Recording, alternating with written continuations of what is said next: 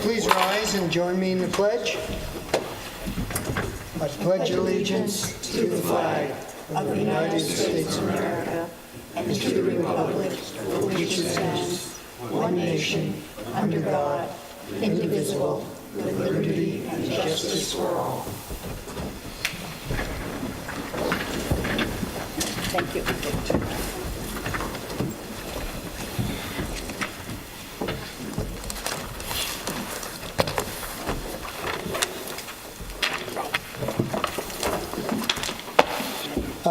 Before we get into public comment here, we have something that's really special and means a lot to me, and I know it means a lot to Bill Hattrick there.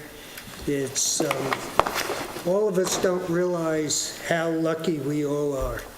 And so often there's a citizen that comes forward that gives a little more than anybody else. And they try, they go out, they make efforts that are a lot more difficult than we ever experience. And to me, they are very, very special people.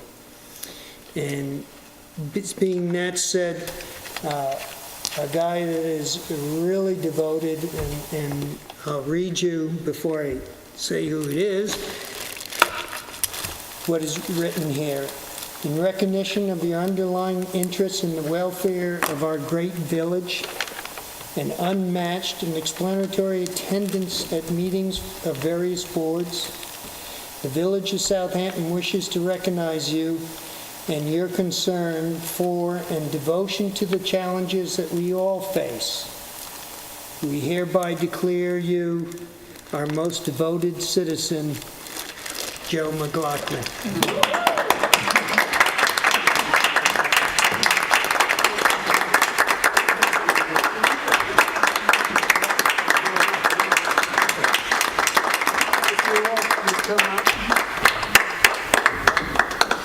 My chair here, because everybody's behind me.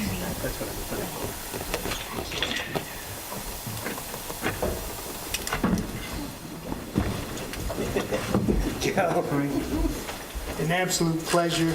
Let's get all the trustees down here.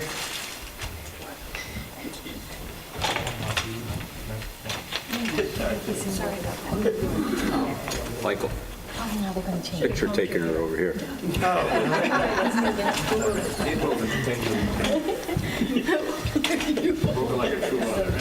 Come on, Joe. Everyone knows that's my third son, so. Country Joe, is he going to be in the middle here? Yeah, Joe should be right there. You're the number one guy here. Okay, I'm going to go over to Bill by Bill. And Joe, we have I'll stand behind Michael. the Employee of the Month.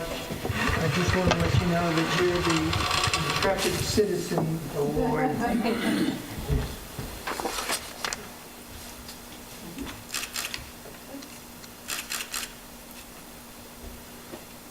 Joe, absolute pleasure. Thank you.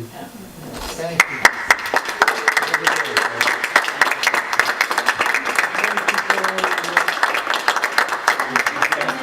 Mom and Dad, too, because they did a great job raising a wonderful son. Absolutely.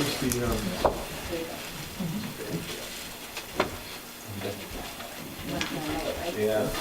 That was so easy. Oh, I did? Perfect. Ready? Thank you, everyone. You're welcome, thank you. Okey doke.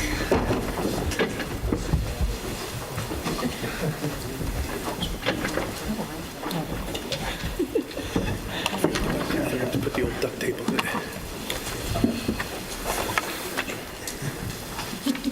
Again, Joe, it's an absolute pleasure. Thank you.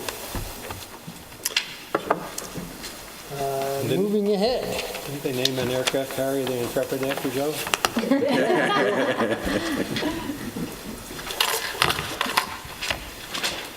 Moving ahead, we have public comment. John Bennett. Thank you. I'll try to keep within the 3 minutes. Hopefully you received my letter regarding a request for you to utilize your powers under the vehicle and traffic law to prohibit overnight or 12 midnight to 6 a.m. Parking on Hildreth Street, where I live, and Jennings Avenue, where I own a house. And I've also enclosed letters from various owners. So what I would ask you to do is to respectfully request that the boards adopt on the April 12th meeting a notice of hearing for a local law, to have a hearing on prohibiting parking 12 midnight to 6 a.m. on both Hildreth Street and Jennings Avenue. A lot of streets in that area have that restriction. There's no reason why Hildreth shouldn't have it. If anything, it's one of the smaller streets, and it really should have that sort of restriction. It's interesting because the house that I live on, I've lived at the house at 60 Hildreth Street for 22 years, but before that I grew up at 40 Hildreth Street. I've never seen a parking problem like this before. This was a street where there was no parking problem whatsoever, and that's because all of the lots have appropriate space for on-street parking. They do. So why this change? I think what it is a cultural change. We were always very respectful, and I was always very respectful. By the way, this is not a result of tear-downs or building of larger homes, because that's the go-to blame for this. That's not what's going on here. Hildreth and Jennings has not experienced any of that. I think it's a cultural thing. You know, God forbid we park on the street at night. You just wouldn't do that. And you certainly wouldn't, even if you did temporarily park on the street, you'd always park in front of your own home, never anybody else's home. Yeah. But people don't want to move their cars around in the driveway, which is what we always do. All of these houses have sufficient on-site parking. One of the things that some of them have done is they've converted their garage into a pool house and then cut off the driveway in the middle of the driveway. And so that means that instead of being able to get back to in front of the garage in a parking area, they're stacked up in the driveway. If that's their choice, so be it. They can legally do that. But that also means that they should have to go through the inconvenience of moving these cars around. So this is the situation that I have on this street, a street that I quite literally lived on for. I always tell people I didn't get very far, but I grew up on this street. Now I have a house on this street. And this is a situation we're dealing with. This is the daytime. It happens at night as well. And Do you think nighttime is bar traffic? Excuse me? Do you think the nighttime is bar traffic? It's not bar traffic. It's people on the street. Okay. Because it's sort of a cultural change. You would never park on the street. And there's on-street parking, but there are people who now they have to, since you've done various things to the property, they have to move their cars. They have it stacked up, and you know what? So I'm sorry, if you have to get up off your butt into the driveway and move another car out, that's what you have to do. Their choice to do certain things shouldn't end up in a situation like this. It's also a relatively narrow street, so it creates emergency vehicle issues, pedestrian issues. There are no sidewalks on the street, thank goodness. I like that. But so you have to walk on the road. But for example, the apartments down here, plenty of parking in the back. Some of the people with units here park here on this street. Mm-hmm. I have been on more than one occasion heading north on Hildreth. When somebody makes a left-hand turn heading west off of Layton, you're pushed into the north lane. So these are all the things that I'm trying to alleviate. And there is a solution for it. Park in the adequate space on your own lot, which is why you have these limitations on overnight parking all over the village. If I had my druthers, I'd say 1 hour parking, but I don't think I'm going to get there. But in any event, so I would ask you respectfully, and I'm not the only one. There are residents. I would respectfully ask you to set this down for to establish a notice of public hearing at your next meeting, and then have the hearing. Thank you, John. The only thing I would throw out there is you aren't the only street that has been calling over that issue, same issue as Oh, I understand. I understand. Although, look, for example, Elm is overnight parking. Well, we changed that because of the bars down there. Yeah, You know, it was and, especially close to the bars, it got to be kind of really ridiculous, actually. Yeah. But we've gotten calls from Breeze Lane and I a wonder number. if it's a city thing, because I think it's the mindset. it is, It really because is. I know that where I grew up, people had driveways but parked on the street. Yeah, no, I So know. they get used to it's easy. I park on the street, I can just take off, I don't have to worry about it. But you didn't have, a lot of times you didn't have room on the lot. They were smaller they lots. had- Yes and no, but in any event, we shouldn't have to put up with this. You're right, though. Growing up, we didn't grow up, whatever, me? you're right, growing up, we didn't park on the streets, we always Don't park parked on on the our street. driveways. And if you temporarily park on the street, you sure as hell didn't park anywhere but in front of your Well, that's true, I mean, But, I'm seeing it a little more in my neighborhood, too. People But if there's have- all of these, I will tell you, I'll take you through anything, all of these lots have adequate on-site parking space. It just becomes inconvenient for people, you know? And some of them have, you know, they've walled off half the garage because they want to, so, I mean, not walled off half of the driveway. It's just, if you made that choice, that means fine. That means you have to spend a little bit more time moving your car onto the adequate on-site parking. Right. So if you could, I would respectfully ask you to put that down. We'll take one street at a time. For the 12th to establish a public hearing, we'd have to ask Wayne to do that. No parking throughout the entire village on the street. Don't tempt me. Just on the beach. Yeah, just on the beach. That's a sticky wicket. Thank you, thanks for hearing me. Okay. Thank you, Jim. You. Diane? Yep. Well, John, don't go. Welcome to our neighborhood. We can't park at all. Where's that? Oh, yeah. Over an near the Old Town hospital. Crossing, Oh, down by yeah. the hospital, there is we can't park at all. In fact, I was going to, I've Stan, said state your name Oh, for the record. Diane Deutschman, 200 Lewis Street. Thank you. In fact, you know, I served on the ARB for a number of years under the leadership of Bill Bates. I know the code. I know the fact that the board can reject houses that do not conform with the neighborhood. To add insult to injury, we continue to allow these builders to reinterpret and stretch our code, enabling them to build houses that are completely out of scale.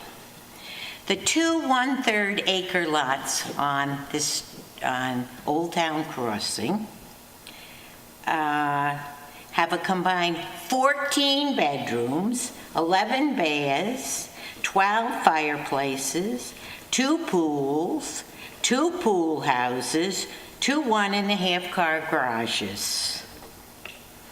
Now, how do you think that, where do you think they're parking? They're parking in the street because they don't have adequate parking. And they're there day and night, not right at the moment, but in this summer. I assume the level of density will be environmentally unsustainable as far as I can see. Yet, all we have are feeble and half-hearted attempts to change it. You are forcing all of us who lived here, and I looked around, and I know I'm the oldest one. Well, no, I'm the next to the oldest. Good catch. But I also know. You cannot flatter me. But I also know that I have lived here 79 years, and Bill has. There you go, you went up on it. But anyway, I have just watched the deterioration of this village and how you're forcing the locals out. These huge, humongous houses. My taxes in my little Cape Cod from built in 1952 went up 49%. Now that's a lot to put on a local person. And I understand why these people have to sell.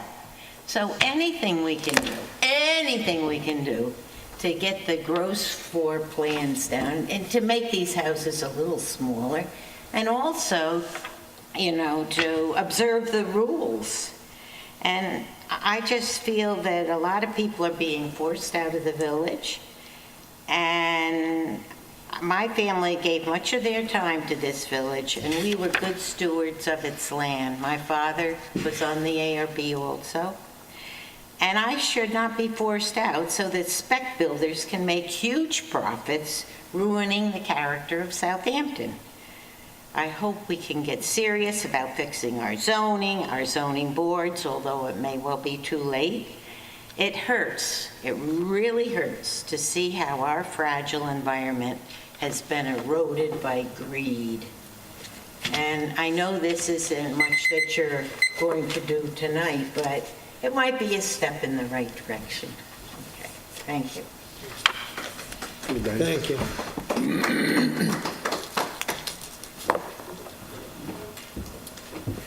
We have no board presentations tonight, so we're going to move ahead to public hearings, which Diane, you'll probably be interested in listening to.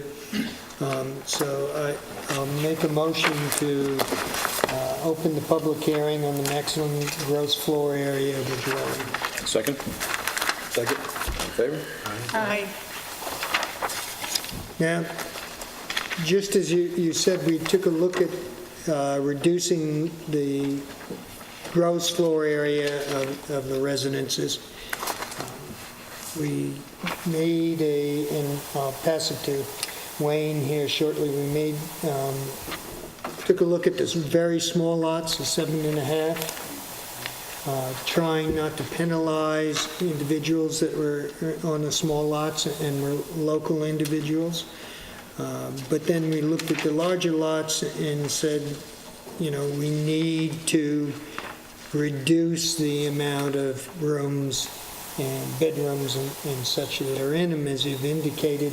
One of the difficulties that we sometimes all forget, it's not only the size of the house that becomes intrusive, it's the environmental impact that house has on the village as a whole.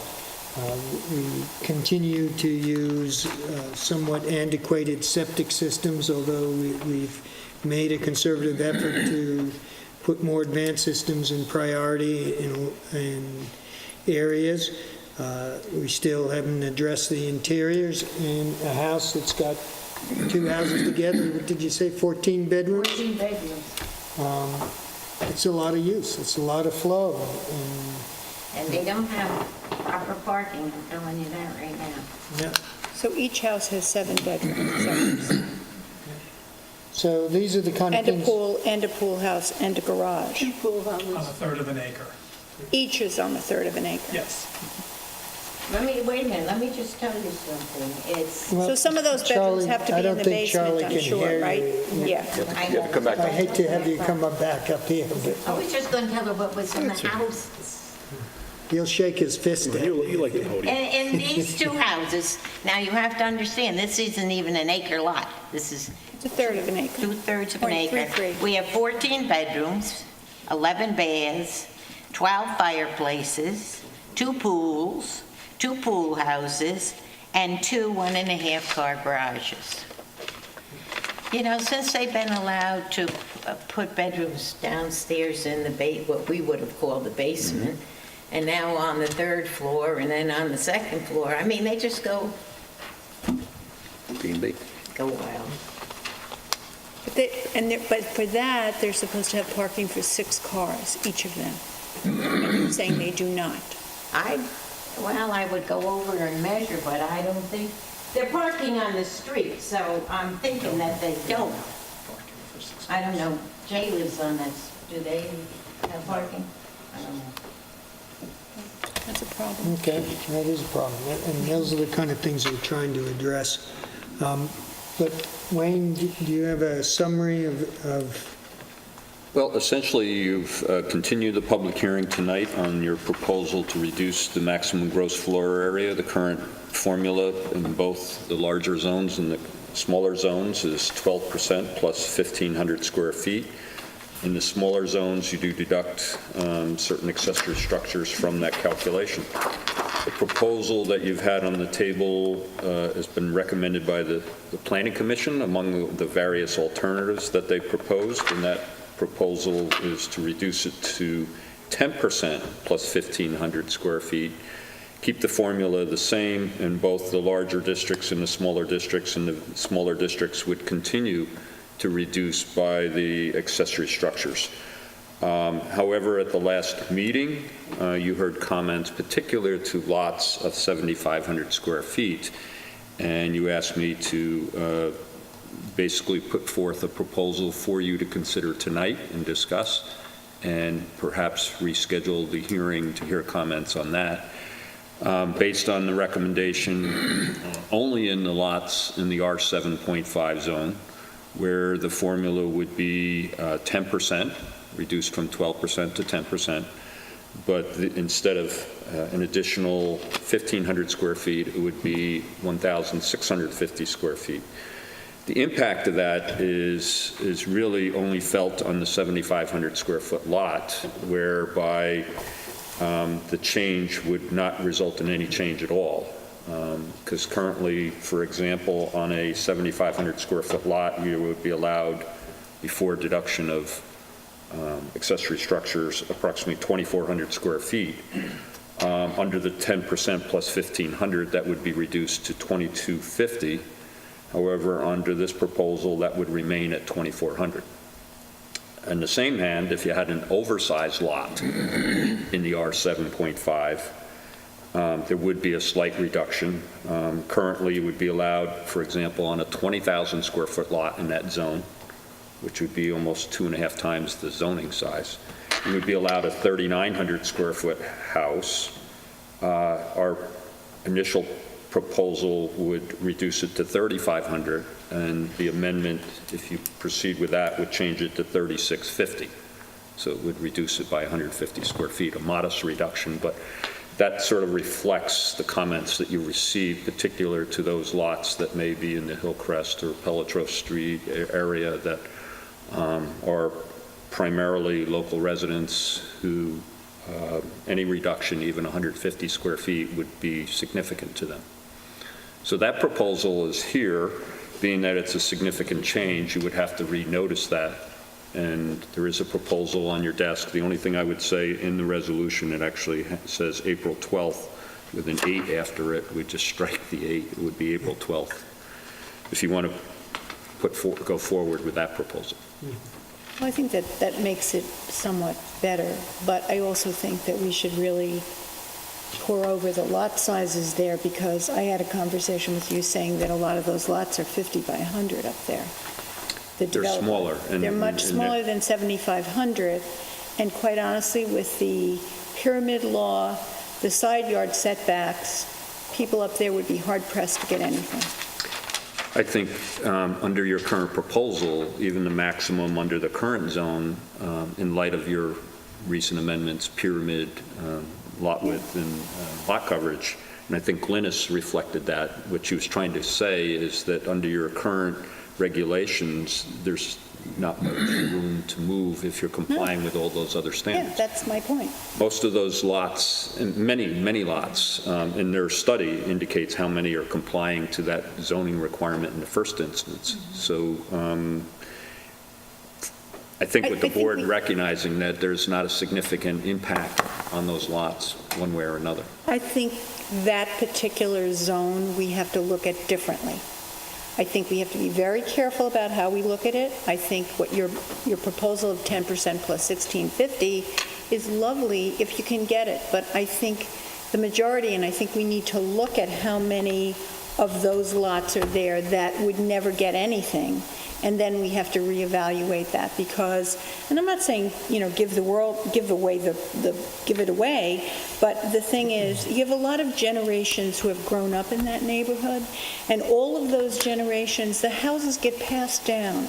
So there is a chance that they may want to go up, and maybe their in-laws are living with them, or maybe their parents are living with them, and they need more space. We have to take a better look at that. I just think to just off the top of our head say 10% plus 1,650 may not give them anything, really. I want to look at it a little more carefully. Okay. Any other comments? Well, if you're addressing locals 7.5, then why stop at 7.5 and look at 12.5, because that's just a modest increase as far as lot size, but you have a local population living there too, so I'm only saying it because, I didn't even know we were addressing 7.5 differently. I don't know who's here to discuss. I mean, in that area, We aren't this- changing this, that's, What are we doing we're here? putting it on the table for discussion. the R75, the thing is, there's a lot of one-story houses, either capes or ranches mostly up there, which are very wide.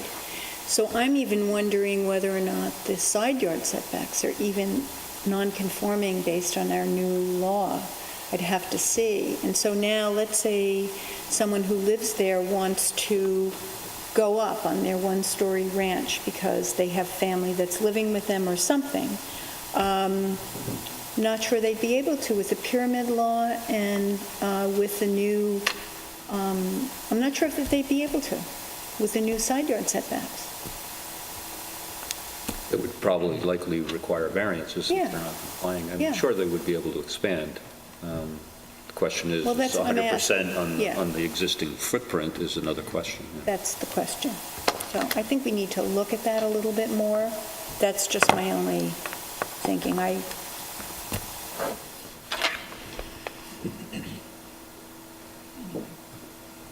Yeah. If they're concerned, I'm concerned.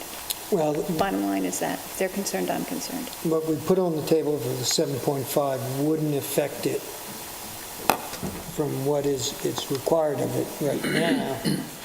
But I gather what you're saying is that we need to go back and look to see if we need to adjust what's already in place. Well, is that what you- let's get out the tax maps. We'll get out the tax maps. We'll take a look at how many of the 50 by 100 lots are up there, how many how many really conform to the R75? How many of them are 7,500 square feet? How many of them are less than 7,500? How many of them are more than 7,500? That, because if they have asked, or they had someone ask, we need to, and I get it. I fully understand what they're saying there. That is a hardship for them. So let's take a better look. Let's look at that under a microscope. That's all I'm asking. Okay. I just want to point out that the Planning Commission did do a study. They have that data available. Okay, well, we'll get some of that. So that it's easy to Yeah, they'll to tell go us back how and many review homes, it. yeah. And I was told that the 12% plus 1,500 is the same as 10% is 1,650 For a 7,500 for square foot lot. 7,500 square foot lot. So there's really no change if we adjust. It's obviously less as you go forward. Like I Right. said, it's only 150 square foot change or increase in an 20,000 square foot lot in that same zone. But I think that when this was brought up, I'm not so sure that that community is aware of the new side yard setbacks. I'm not so sure that they're taking in the pyramid. So I just want to be sure that whatever they think they should be able to do, and if it's not totally out of line, I understand that. And if that's something that they want because they have a hardship for having a smaller lot, then I think that we have to take a look at that. Okay. Any other I'm not saying comments? it'll change. I just want to really be sure on that because, they're coming to us and they're saying they feel that's a hardship for them. Well, in a lot of respects, you're correct, but also the smaller lots have increased density. And some of the smaller lots with increased density, increased bedrooms become a bigger burden Well, it's a health environmentally. department issue. They may Yeah. not be able to get any of the approvals anyway. There were lots up there that were not built on, and they couldn't get health department approvals That's for right. them. So, there could be that issue as well. But because they've come to us and asked, I think we should look at it. Okay, we will. Bill? I'll be here.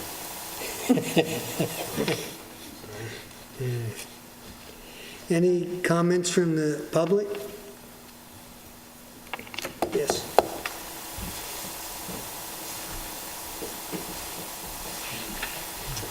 name is Fred Weinfurt, 45 Roscoe Drive in Southampton.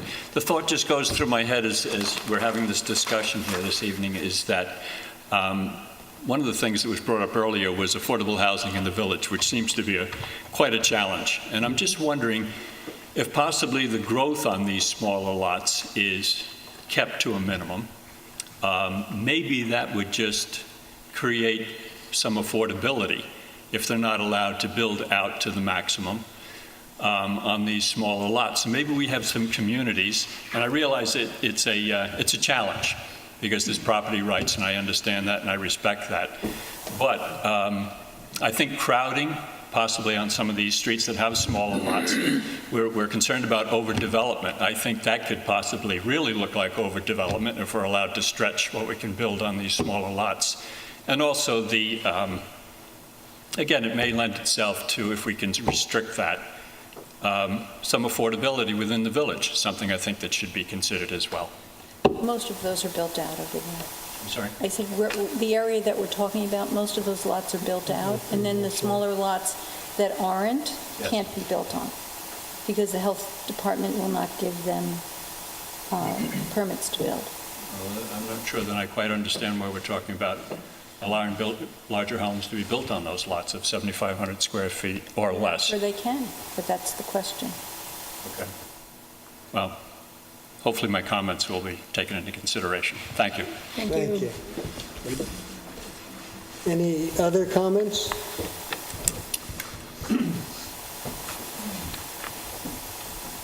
Rob Coburn, 345 Hill Street.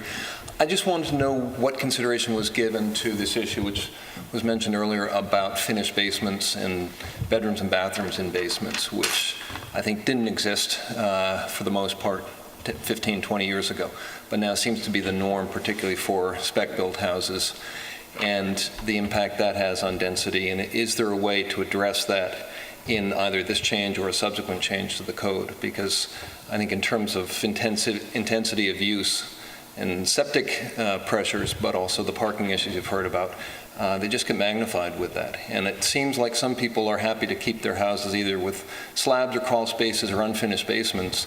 And it would seem to me ideally you'd want a code that would not penalize those people or would count as finished space for purposes of the code, those houses that have basement bedrooms and bathrooms. So just, I may be ignorant of previous discussions on that particular issue. I wonder if you have any comments. Well, I will tell you that the basements don't count as the GFA, and we tried to address the bedrooms in the basements with the requirements for the parking for the bedrooms. Obviously, I guess we weren't that successful if we got people now parking on the street.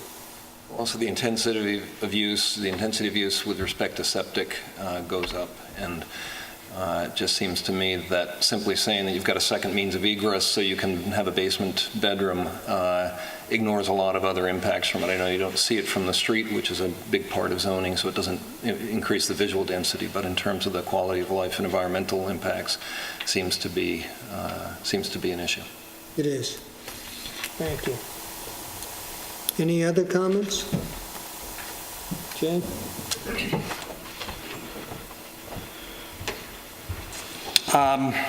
Jay Deasing, and I'm a resident of the village at 109 Old Town Crossing. This is something that we've been studying, I think, pretty strenuously for 2.5 years. And I think the longer we delay, we're seeing compounding of problems in many of our neighborhoods where these third of an acre parcels or quarter of an acre parcels can, according to our code, handle a 7-bedroom, 7-bath house with a swimming pool, with a pool house, and with a detached garage. And somehow the plans seem to keep moving forward, even though parking realistically is not being accounted for on those parcels. And so I strongly urge you to try and find a way to move forward on this. Because in the smaller lots, in the 7,500 square foot lots and less, Southampton allows a 40% larger house than East Hampton. Over the past 20 years, as Mr. Coburn has pointed out, everybody in our village got a bonus of perhaps 50 to 75% of the floor space of their basement, where they can now put additional living space. So I think there were a lot of gives that people received, and unfortunately, there's only so much that our village can support. And I really think Glynis made a wonderful point at the beginning of her study that the level of development is environmentally unsustainable in our village. And there's now a third spec house that's going in along Old Town Crossing, and when they are completed, we will have 21 bedrooms on a 1 acre parcel, 3 swimming pools, 3 pool houses, 3 detached garages, and supposedly parking for 18 cars. Old Town Crossing is only 18 feet wide at that point. I mean, every summer it's really a video game of cars and bikes and the frog trying to cross the street without getting run over. And so I think it's what kind of village do we want to leave our children? And I think we've got to make a stand, and if it means perhaps down the road coming back and saying for certain circumstances where someone's looking for additional living space for family members or variances in a certain zoning level, I think we could certainly review that, but I think it's really important for you to start moving forward. And if it's too much, we can always change it back. If we're getting a lot of people who say I can't do what's reasonable on my parcel, then I think we could review it again. But I think we've got to really make a stand, because every new house that goes up is a spec house for the most part. It's pushing locals out, or keeping any potential locals from being able to move into our village, because again, we don't have the diversity of housing options anymore. You know, you see it every week in the press. Amazing, a house in the village for $755,000. And how are we going to have a community that is healthy, that can sustain itself, when the only people we allow are weekenders who live in 7-bedroom, 7-bath mansions? So I really would like you to consider whatever short-term fix you might need, but to try and move forward with this as soon as possible. So do you think that this is all happening because builders are building big houses, or do you think that this is happening because that's what the price of these homes is predicted by the marketplace? I mean, I don't really see that we're going to roll back to $300,000 houses so that the locals can come and live here. The locals are selling, cashing in and leaving for different reasons. Maybe they're moving into the town. I don't understand your point. Well, my point is that... It's of concern to me, too. I've said that over and over again. It's of concern to me, too, but I think you have to clarify that, because I don't see that happening. Honestly, I think we have a wonderful village, and I think that over the years, we have seen a huge amount of people come into our village who don't live here. And I think a lot of the homes that were purchased were homes that belonged to people who did live here. And I don't know how to change that, and I don't think that it will ever roll back to an affordability for somebody who lives here, because... I don't know that it will roll back, but if you look at our own census, the own census that was most recently done, we've lost 40% of our village population, but East Hampton hasn't. Well, and other villages have been able to maintain a diversity of housing that we don't have. I mean, when you allow somebody to put on certain roads where it might be a third or a half of an acre, David White's Lane, for example, there's some spec houses that have gone up on that road. That's pushed out local population. Those were $500,000 homes. Now some of them have a price tag of $4 million. And if that's all we're going to have, if our zoning is going to allow someone to put a 7-bedroom, 7-bath house on every single parcel, you are not going to have locals here. And East Hampton doesn't do that. East Hampton allows on a quarter of an acre parcel, you get about a 1,750 square foot house. And locals can live in it. And locals still live in it. And you go north of Newtown Lane in East Hampton and you see beautiful neighborhoods that look like Elm Street, that look like Old Town Crossing, that look like Little Plains 40 years ago. And I'm not saying every house was beautiful, but what's happening is we don't have those houses anymore. What we have is a house that goes right to the setback line, north, south, east, west. It's a big block. It's got as many bedrooms as it can possibly have. They've pushed it all the way to the front so it has a swimming pool. I mean, you know what's happening. No, I do know. And there's a reason it's happening here and it's not happening in East Hampton. And I think a big part of that is the zoning. And right now it's a wonderful trade. If you can buy a house that has a small ranch on it and you can make the investment and put a 7-bedroom, 7-bath house that previously you had to have a 1-acre parcel. And you go back 10 or 15 years, and the only time you got a 7-bedroom, 7-bath house was on a full acre.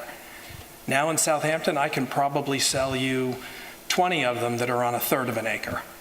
Well, I think part of that is because the estate area grew to be so expensive, and people weren't going to be paying $18 and $20 and $40 million for the houses there on larger properties. And so, but they wanted a 5, 6, 7-bedroom house, and they were willing to pay for it. So a lot of our neighborhoods, And we were willing to let them build it on a parcel that environmentally is not sustainable. So that, to me, is part of the concern that we have. This isn't just about economics, it's about environment. And that's why even John Bennett is up here telling us that there are people parking on his street. And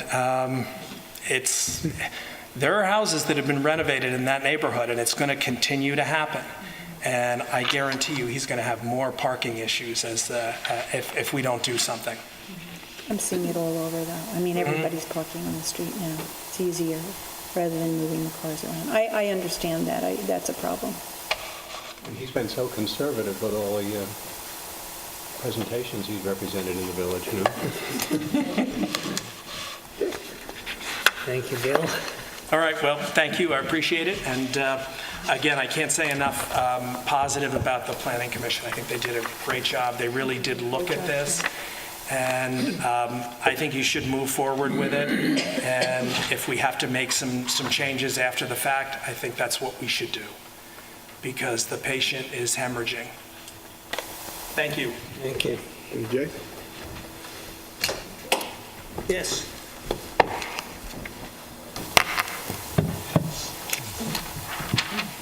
Deborah Bates, 49 Walnut Street. I just really had a question on a point of information regarding minimum size. I thought, and I'm not too sure about this, but I think that isn't there under the zoning a guaranteed minimum size house almost regardless of lot size? I don't know how that, perhaps Mr. Bruin could elaborate on that, but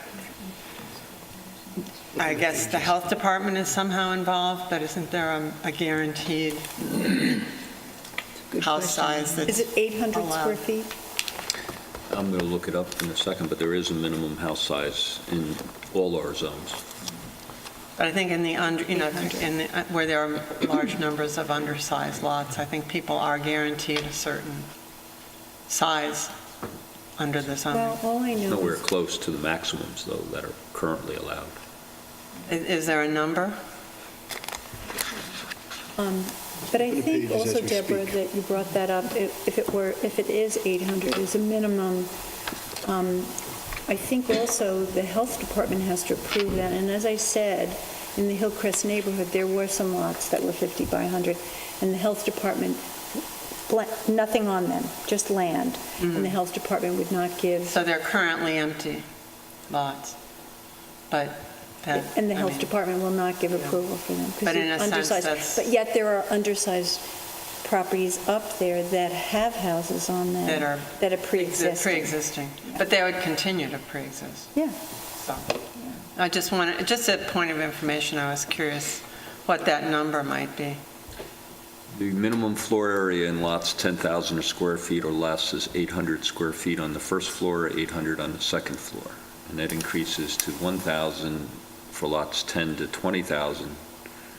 And over 20 to 40, it's 1,500 square feet, and over 40, it's 2,000 square feet. Thank you. Per floor. So it sounds like 2,000 square feet then, on the 10,000 and under. No, You said 800 square feet. 800, oh, okay. Minimum first floor, 800 second floor. 800. Okay. Yeah, thank you. Any other comments? All right, so can I just say one, so if you're allowed to, if we have a code that says you can minimum 800, then why do, It's a minimum. then why do, we can't build on those lots? Just because the county says you can't I put a think septic I don't system in it know why. because of the size? I don't know why if they were we have denied, but they were some- denied. For septic It then? may be septic flow. Yeah. Mr. McLaughlin? Good evening, Board.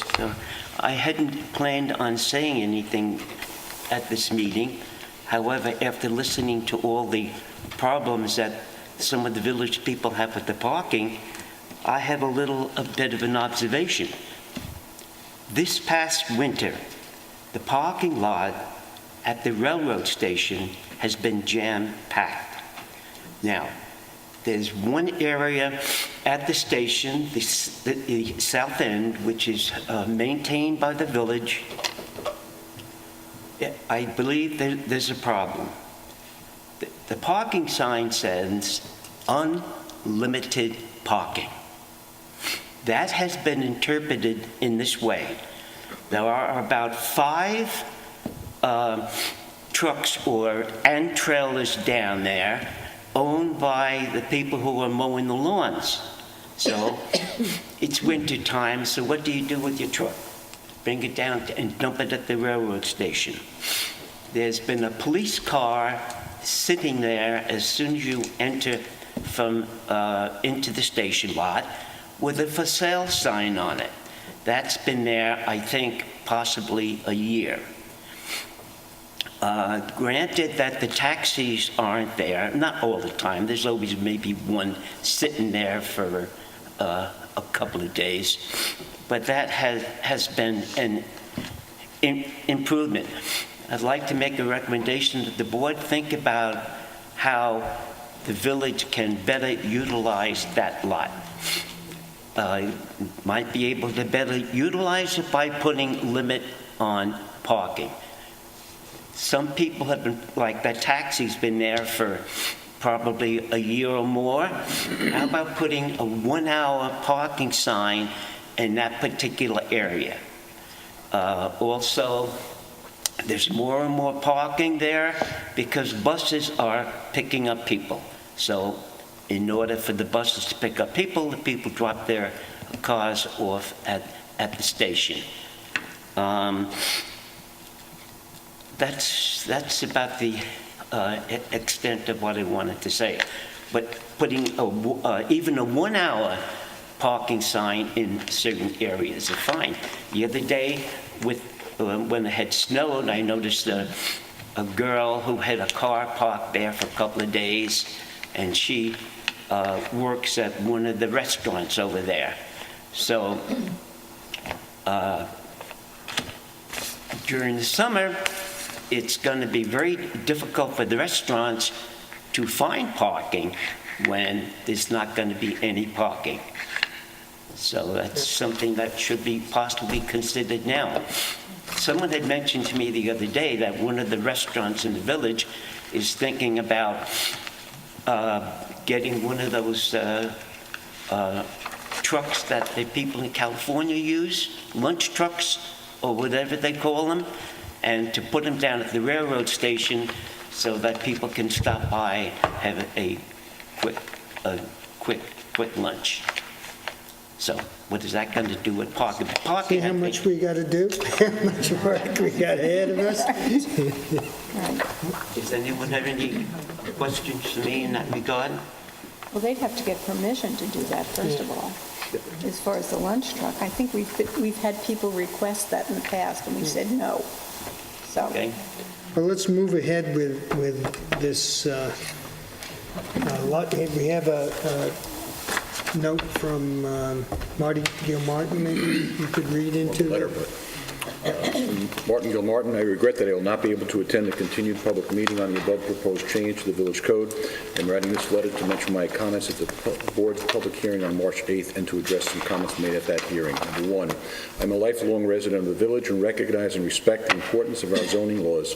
A serious problem occurs, however, when, for whatever reasons, and sometimes even for well-intentioned reasons, restrictions go too far. Item two, a number of comments were made at the meeting on March 8th, including by Mayor Irving, suggesting that the lower zoning districts of R7.5 and R12.5 would be exempt from the proposed law since the impact of the law would be negligible in these districts. I believe the hardest hit zone as far as impact concerns the R20 zoning district. As I mentioned at the March 8th meeting, my home is located on Cooper's Farm Road, which is an R20 district. Many of the homes located in my surrounding neighborhood exceed 3,500 square feet, the proposed maximum GFA for this district. You might not be able to actually see the homes from the street frontage because of all the tall privet hedges, which seem to be a signature item in Southampton Village. The proposed law, as it relates specifically to the R20 zoning districts, violates one of the cardinal principles of zoning by creating a significant number of non-conforming properties. Item three, our home is not unusually large, and in fact, over the years, Pam and I have received many compliments regarding our home. The rooms in our home are not large, but have nicely accommodated raising our family of 4 children, each having their own bedroom. As I've been quoted to ask, what's wrong with my house? We have an attached garage and no accessory buildings. We do have a swimming pool, which my family, including now my grandchildren, greatly enjoy. Under the proposed law, I could not build our home again since it's 3,900 square feet, conforming to the current GFA limitations. Some of the board members have been in our home, and I ask you, what would you have us to eliminate from our home as being excessive? Point 4, I do not have engineering skills to give an opinion regarding the larger zoning districts. However, I suspect the impact in the R40 zoning district is similar to the impact in the R20 district, and I suspect that the impact in the larger districts of R80 and R120 are much less because the size of those homes are allowed to be much larger. I do not understand what is wrong with having large homes, even mansions, in the larger zoning districts and parcels. That home style is what has had a significant impact on the character and the lore of Southampton over its history. Item 5, there were a number of important observations presented at the March 8th hearing, including the suggestion that before imposing further restriction, a reasonable time should be allowed to evaluate the impact of other limiting restrictions, some of which have been recently enacted. Rushing to implement the proposed restrictions is a mistake, and claiming that as part of the package of changes is oversimplification and just wrong. Item 6, consideration should be given to the comments made by Robert Lohman and Jeff Hull expressing their opinion that perception of homes being too large or imposing is more of an issue regarding mass than it is an issue of square footage. They pointed out that 10-foot and higher ceilings has resulted in higher and more visibly imposing structures. I am not sure I necessarily agree with them, and since I think most homes currently being built throughout the country have ceilings higher than 8 feet, and the overall impact of a few inches for a 2-story home should not be that significant. I make this observation recognizing my lack of experience in architectural design. Finally, as I said in the March 8th hearing, to those who say they don't like driving down the streets looking at such large homes, I suggest they keep their eyes on the road and look at the homes. It's a lot safer and less stressful. Thank you for your time and consideration. Sincerely, Martin R. Gilmartin. Thank you.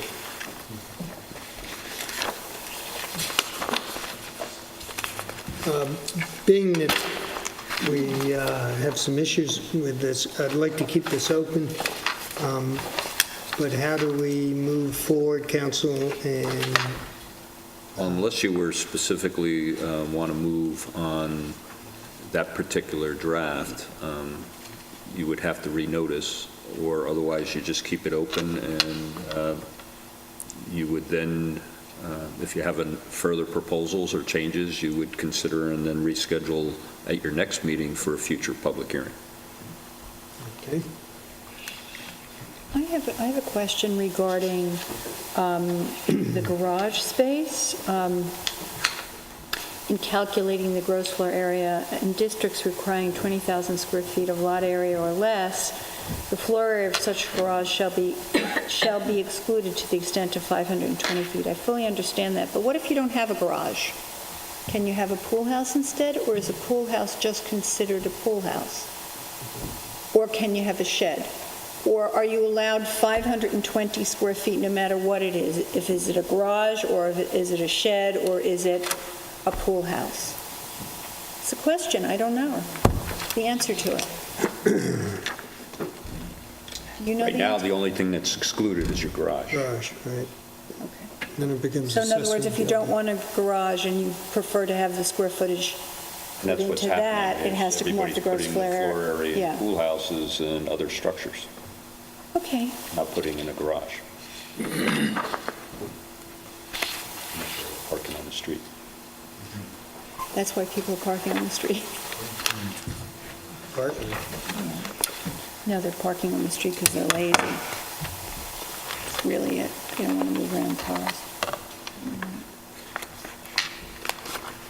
So I asked the board, should we, And just so you know, that these issues are part of all the alternatives that the Planning Commission looked at. Right. It's just not changing the percentage. You know, if you go back and read the reports that they did, they looked at all these different considerations, monkeying with what accessory structures are included or not included, let alone percentages, the added, you know, the plus 1,500 or whatever, a variety of things. And they also looked at a variety of different codes, including East Hampton and whatnot, and compared them to see what might work for Southampton. So we know that one of the things that is always hard with any regulation is to keep it simple so that can be easily enforced and understood by everyone. So the alternative here was one that was discussed with this board as well as the Planning Commission, to just simply go to the percentage. So the change that you have in front of you is just changing the percentage. It doesn't change that language about garage or accessory structures or basements or any of these other things. You certainly can go back and look at all those things and look at the Planning Commission reports. It's a little more complicated to do. The only reason Certainly why, can study that.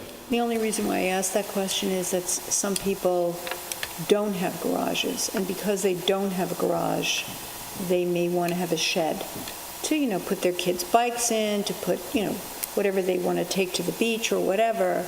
And so now that particular shed, whether it's 100 square feet or whatever it is going to be deducted from whatever the gross floor area is. Well, currently it's not, but so what people are doing, they're putting a floor area, not in a garage, they're putting in all those other structures. But you'd be mindful, though, is what impacts is all these other structures is coverage. And coverage also restricts how much of that can occur. So that has been effective in eliminating those. But the trend, however, because you only exclude the garage in your gross floor area, is that you're not getting garages anymore. A detached garage still counts, Detached. right? By Whether 5 it's feet. whether it's attached or detached, still is that 520 is excluded. Is that correct? It has to be detached. Yes. So if it is attached, it's not excludable? That's right. Correct. I didn't understand that. The floor area of such garage, I don't see where it says attached or detached here. Oh, detached, floor area of detached. I thought you said it didn't matter. We were talking with Then them. on the garage, half of the garage of an attached garage is included? I'm totally confused on this. The way I understand it is the garage has to be detached to be excluded up to 520 square feet for under an acre, up to 800 square feet for over an acre. Oh, yeah, So that we was the don't other- count basements, we don't count detached garages, we don't count attic space as long as 1/3 of the attic space is not larger or higher than 7.7. Yeah, that I know. 7 Right. feet 6 inches.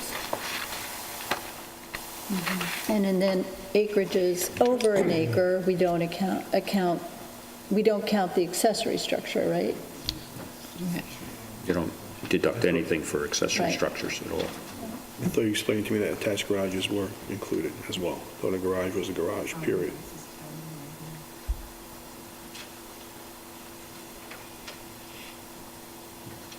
Yeah, that's the way it used to be. I don't understand that.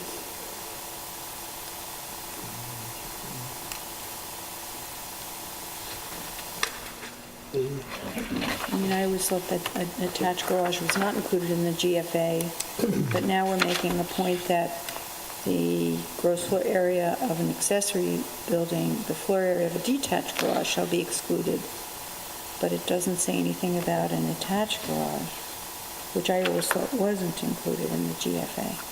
Yeah, I thought a garage. It's not unless you take the exclusion for the detached, and then it is added to your gross floor area if you do include the garage. That's under subsection 2, the existing. Repeat that? So the exclusion for the gross area dwelling for a detached garage as part, or above for a garage that is part of the dwelling shall not be applicable in the case which utilizes the exclusion for the detached garage. All right, thank you. So that means it's the same square footage? If it's attached, 520 for under 20,000 square feet and 800 for 20,000 and above? If it's attached?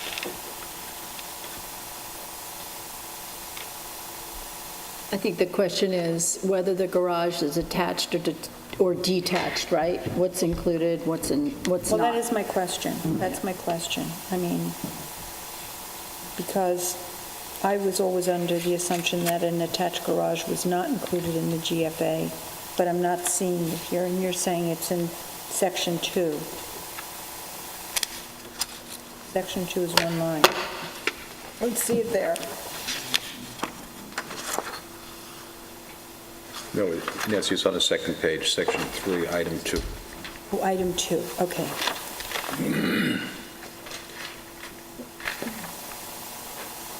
So what you're not seeing, Nancy, in this amendment... I'm seeing it here now. Yeah, but what you're not seeing in this amendment is, this amendment was only identifying the sections that were being amended. But Okay. when you go to 116-17.1A, particular floor, 4, it says the floor area of a garage that is part of the dwelling shall be excluded to the following extent, calculating the gross floor area, and then it has districts. So that's where the exclusion is. It already exists. It's already existing. We're not Okay. changing that. Okay. Okay. Okay. So that's already there, but this is So for it a has- detached garage in the smaller zones. Gotcha. That's what this section was about. And the only part that we were amending is just the reference, if you see in Detached, subsection right. 3, where it was referenced in the 12%. So we were Yeah, I amending got that that to part. reflect. Okay, but Change. because I remember you explaining when Nancy said is correct, an attached garage, no matter where, now it doesn't matter where the garage is, it's included, whether it's attached or detached. It's excluded to Excluded 520, as part of that, up to 520, 520 in the lots less than 20,000 and 800 and above. 800 and above. So the change is really throwing the detached in there, where it wasn't before. Correct. There's no change. We're not There's no changing what the existing code is doing with respect to that. Just the percentages and how it adds it. Okay. It's just the basic underlying formula that you're changing.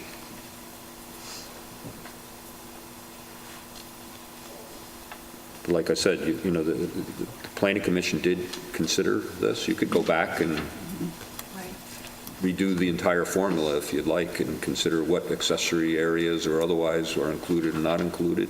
You can revisit the entire statute. I think this was a simpler approach in light of all those alternatives, if you go back and look at their analysis. Well, I mean, I always thought that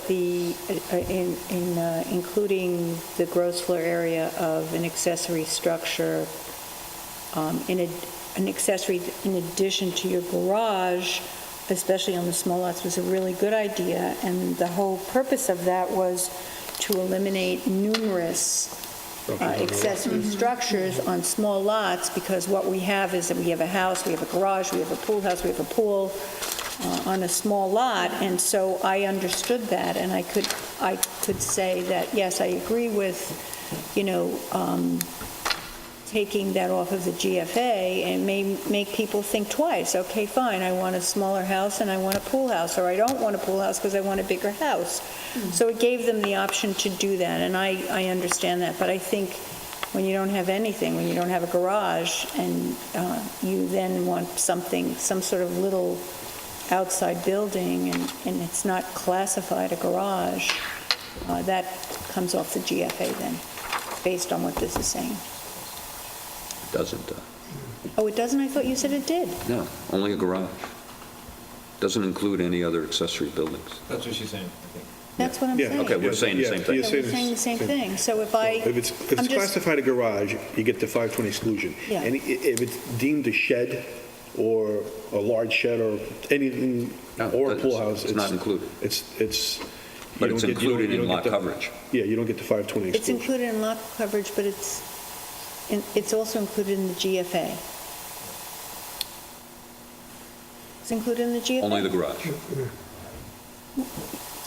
The garage is Who's on eliminated. You can have the garage of 520 square feet, but if you don't have a garage and you choose to have a shed or a pool house, that gets deducted from the GFA. Correct. Even though you don't have a garage of 520 square feet. Correct. I mean, it's not an either-or thing. That was my point. It's not an either-or. It's either you have a garage, you build a garage, or you don't. And if you don't, you want a shed, it's, your 100 feet is deducted from what you can have in your house. If it's weird, I don't know.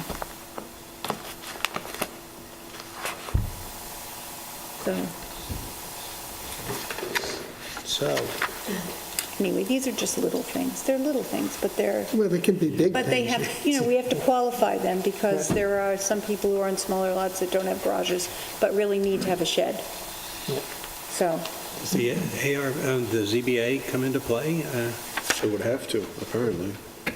So, I mean, it's not as if this is cast in stone. If somebody's got a great case, presumably they would Yeah, but give them what they needed. But I think that was told to us, and maybe you can tell us if you feel differently, Wayne, but I know when Rick was on the board, that question came up, and we said, well, if the law gets changed and you need some relief on this, you just go to the ZBA, and the ZBA will give you relief. Well, he said it doesn't work that way. He said if you change the law and you go to the ZBA and you request relief on a new law, they more than likely won't give it to you. Is that true? That has been the general practice of not only the zoning board, but most zoning boards I've had experience with. Is, certainly there's a legislative prerogative. You change the code that, you're going to have to, in any case, there's no precedent. You have to prove your case and based on the standards of the state law and the village code as far as practical difficulty is concerned. It's very hard when it's a new legislative act for someone to show what that practical difficulty is, but it's not impossible.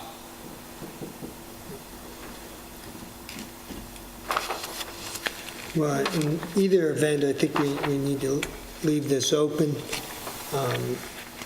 So I would make a motion. The next meeting is on what date? April 12th. April 12th. So I'd like to leave the hearing on the GFA of the dwelling open until April 4th. 12th. Second. I'll make that motion. Second. Second. All in favor? Aye. So you got a lot of work to do. I have a lot of work to do.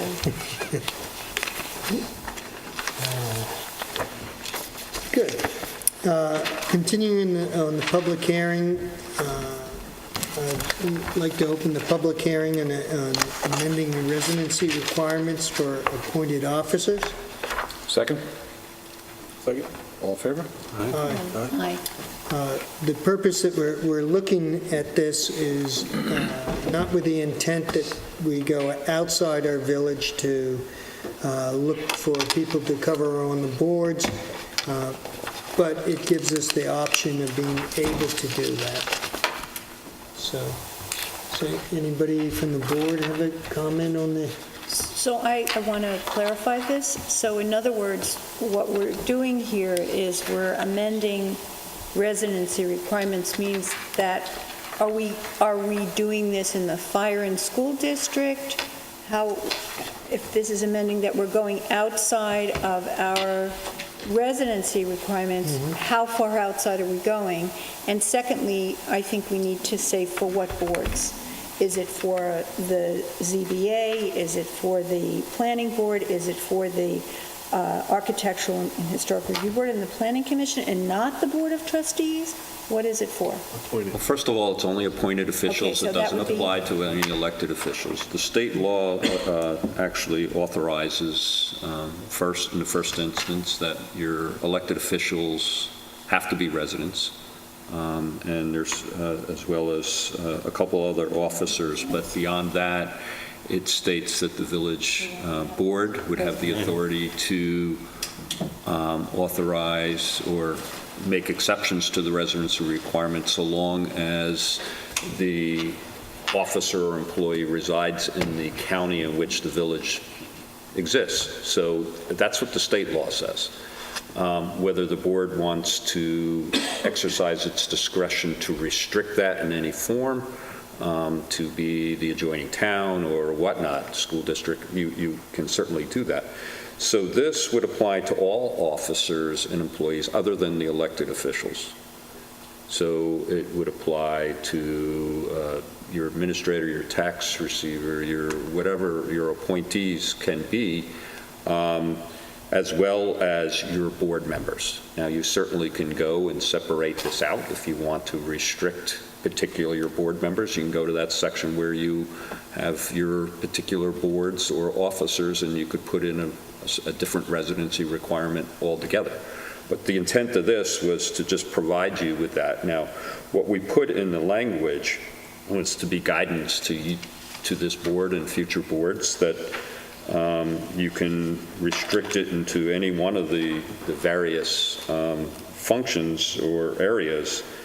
So we put in there that the officer may reside within one of the school districts abutting the village, or you could restrict it to the fire district or within the town or within the county. And again, it's only an option, and it probably goes back to recently you were trying to appoint a board member to the Architectural Review Board, and the point is I think we're noticing that our local residents are, the people owning property are not residing here and not participating or offering their services to the village as they once were. And so your pool of people that you can appoint for whatever boards is starting to shrink.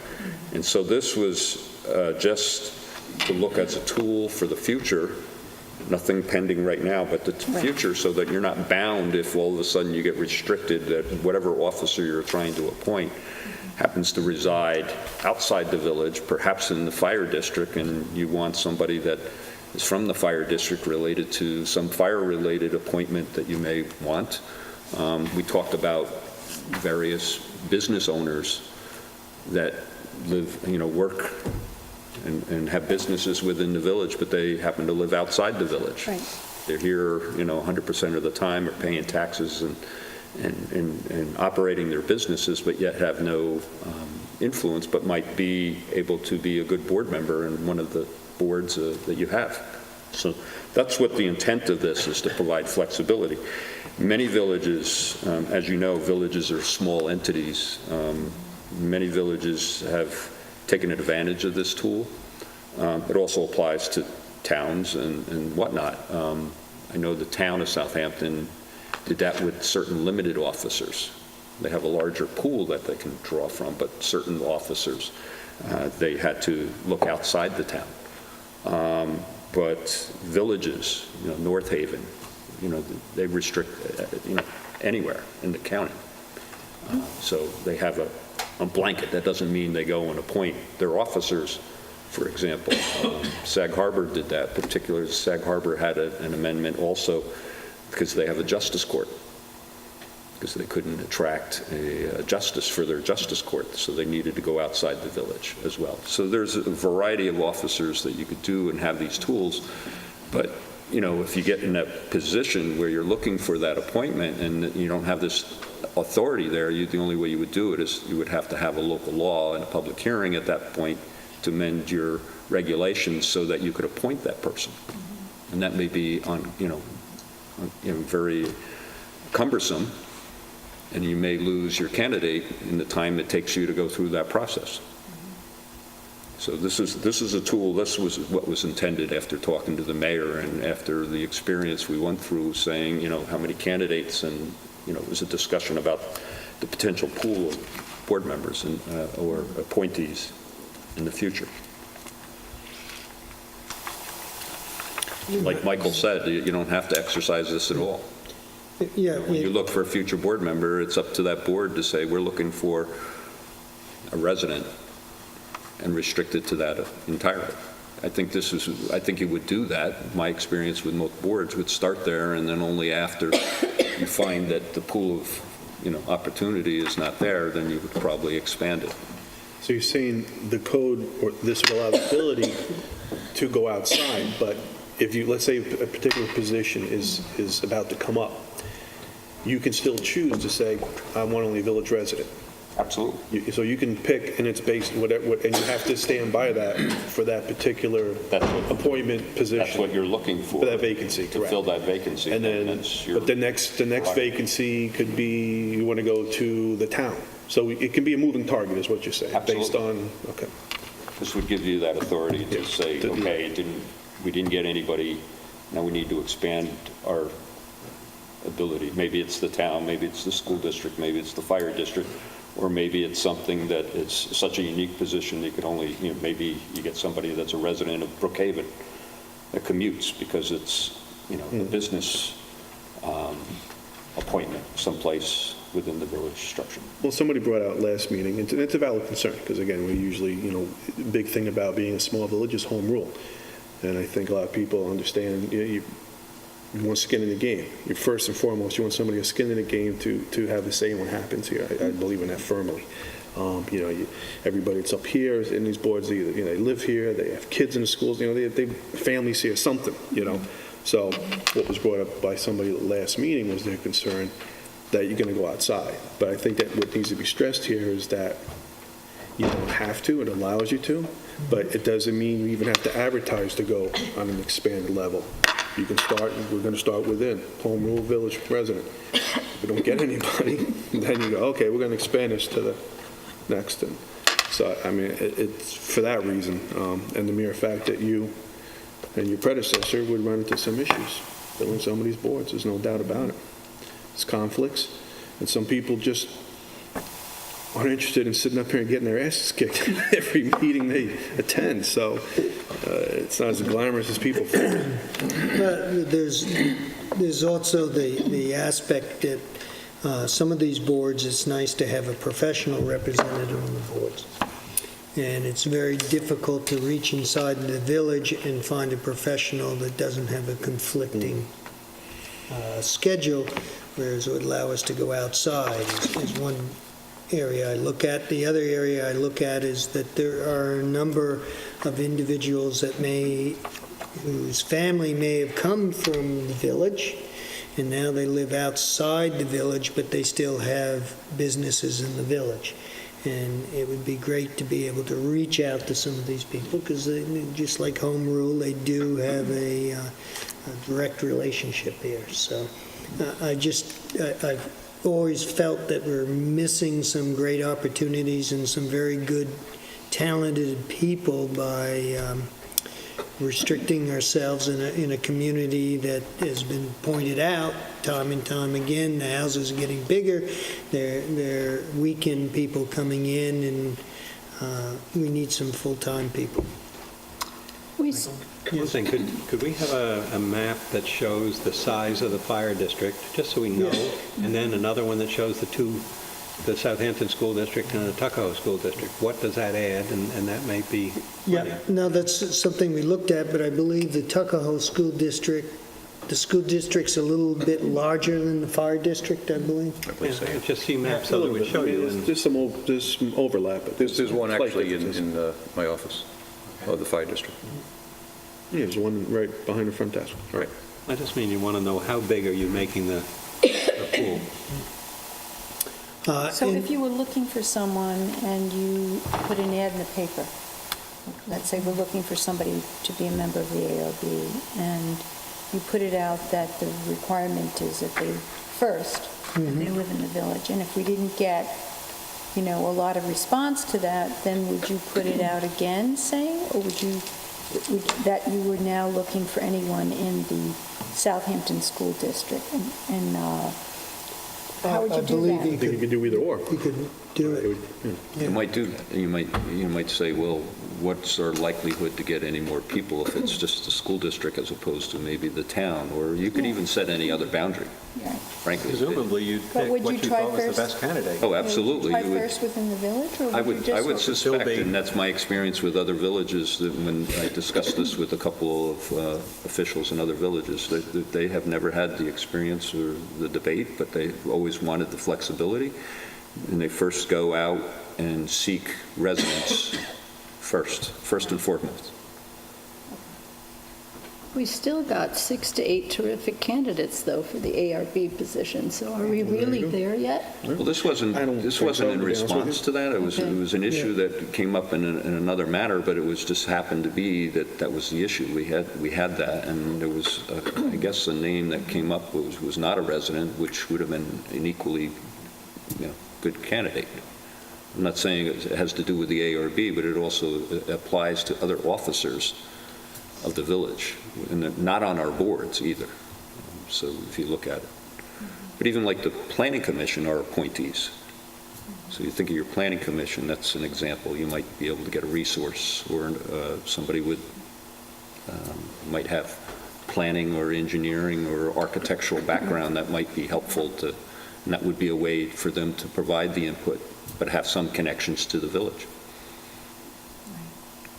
But with regard to our ethics code, how would that individual what would they have to abide by? By the ethics code. Okay, Just so like they every still other couldn't- appointee. So they still couldn't conduct business in the village and have applications before them? Absolutely not. Nope. Same obligations as any officer. And that was my intent, is that you would be able to bring in some professionals. Any comments from the public? Jay? Jay Deasing, a resident of the village. At a minimum, I think you ought to require a different notice and a different voting process on an applicant who does not meet the residency requirement. Because typically, we come to a board meeting and there's been no announcement and a name is pulled out, they're appointed to a board. I think that you should respect your residents and let them know that almost a posting, similar to how we do a local law. Because I think the opportunity for error or abuse could be greater. I mean, if our town is saying that they have perhaps some trouble filling their board slots, what makes us think that we can now go to the town and someone would want to be on the village board? Why would they want to be on the village board if they don't want to be on the town boards? So it could lead, I think, to a conflict or a situation. So I think that you would have a higher degree of due diligence, and we as the public should have a greater degree of oversight if we're going to allow somebody to step in here, and if it's going to be a professional or, I know some of our boards already. Right now, for example, the ARB, it states in the code that they can hire an architect. So if they need professional help, they should go out and hire one. and that person presumably would be from a distance, would be a professional. So I think there might be ways that we could sort of get around this, but I would certainly feel much more comfortable if we had some sort of better process to identify those individuals and have them vetted. Okay, okay. Thank you.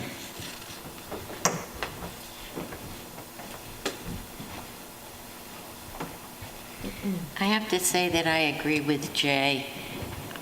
I don't want to be bossed by people that aren't residents, who aren't paying taxes. I just don't want to be.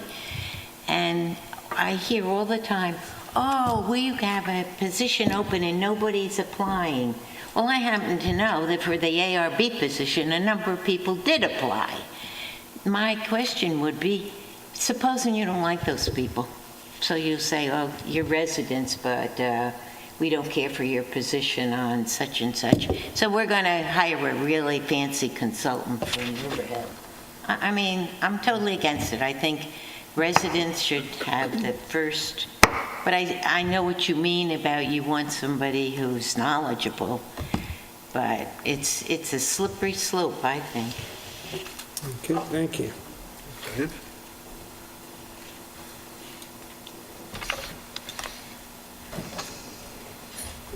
Deborah Bates, Walnut Street. I have to agree also. I think it's a terrible idea. And I'd point out that the terms of some of these offices are longer than the elected officials. And I think the unintended consequences could be very severe. I mean, it doesn't take much of a stretch over time to think that the village could be the administrative boards, which really control what goes on to a large degree, over which the village trustees and the mayor have no control, really. You could, I mean, the cart is going to be driving the horse. I think it's a very bad idea, but I think if you're wanting to encourage people to apply for these boards, I would have some real serious outreach and have developed some ways of networking with people and drawing them in. I don't think it's a case of not enough people. It's just that the people aren't networked and they're not aware. So I would do some real outreach. I really think it's a terrible idea. Okay. Is there a possibility one could separate it between the boards and the rest of the administrative positions? Because the boards, to your comments, have such a serious oversight of the village. And it's not that all of our other, administrative personnel don't, but they're quasi-judicial, these boards. So they carry fairly heavy importance in that role. They do. Good point. And if we really got into a bind, which, could potentially happen, the lead time for pulling this together and the review and the public commentary would maybe raise awareness if we're not networking well enough, but we could readdress it. But I think that the boards, in my view, hold very, very important roles for this village.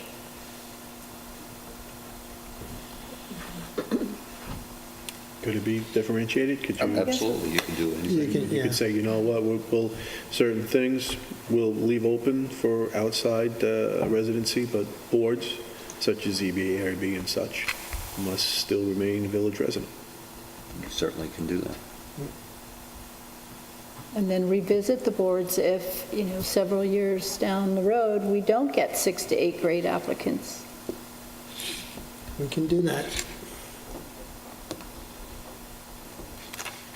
So everyone in the village is on record now for the next open board position. We need lots of applicants.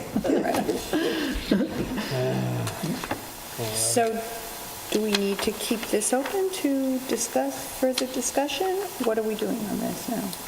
Well, I'd like to keep it open and then take a look at the different aspects that you brought up between the administrative's end of it and Quasi judicial, Yeah. Right. that's the term. Is it, well, counselor, is that the correct term? Well, that would be for the zoning board of appeals, but they're purely administrative boards as far as the ARB and certainly. And the ZBAs, which one does that fall into? They're quasi-judicial. Quasi, okay. Industry term. Any other comments? No further comments. I'd like to make a motion to continue to leave open the amending residency requirements for appointed officers, and the next meeting again is the 12th. Yep. Second?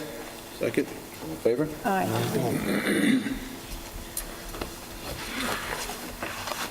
Okay, so we have two communications to the board. First one's from the Southampton Chamber of Commerce. On behalf of the Board of Directors, I would like to take this opportunity to extend our warmest thanks for your continued support of our annual events, along with allowing us to use of the Southampton Arts Center grounds in Coopers Beach. For the 2018 season, we'd again like to promote additional local music bands and offer food and beverage pairings to increase the interest in our farmers market. We will also continue to pursue additional family-friendly activities, including educational participants, along with other local nonprofits, charities, to assist in raising awareness in our community. This year, we look forward to the 9th year of our drive-in movie night series at Coopers Beach. As you're aware, the merchants look forward to our sidewalk sales. Therefore, we are interested in scheduling 2 again this year, with the first kicking off our first Friday night Stay Out Late incentive in April or May, and the second being part of the Southampton Fest. Attached, please find detailed information regarding all of our events, tentatively scheduled for your review and approval. Thanks again. Best regards, Karen Conley. So the tentative schedule is Friday, April 6th, Sunday, April 8th, or Friday, May 4th, or through Sunday, May 6th for the First Friday Sidewalk Sales Stay Out Late Initiative. Sundays, May 27th through October 7th, the Farmers Market, 9 a.m. to 2 p.m. at Southampton Arts Center, 25 Jobs Lane. Mondays, July 30th through August 27th, drive-in movies at Coopers Beach. Monday, October 1st, Paint the Town Pink and kick off Breast Cancer Awareness Month tree lighting ceremony at 6:30. Saturday, October 13th, Southampton Fest Sidewalk Sale. Sunday, October 28th Annual Ragamuffin Parade Pumpkin Trail. Saturday, November 24th, 22nd Annual Parade Fire Truck Parade of Lights. And Sunday, December 1st, Southampton's It's a Wonderful Village. Great stuff. Starting April 6th, and they still have snow. Yeah. About that one. With the ski Snow hill. for the on- Easter egg hunt. Right. Yeah, no, exactly. With the ski hill on Main Street.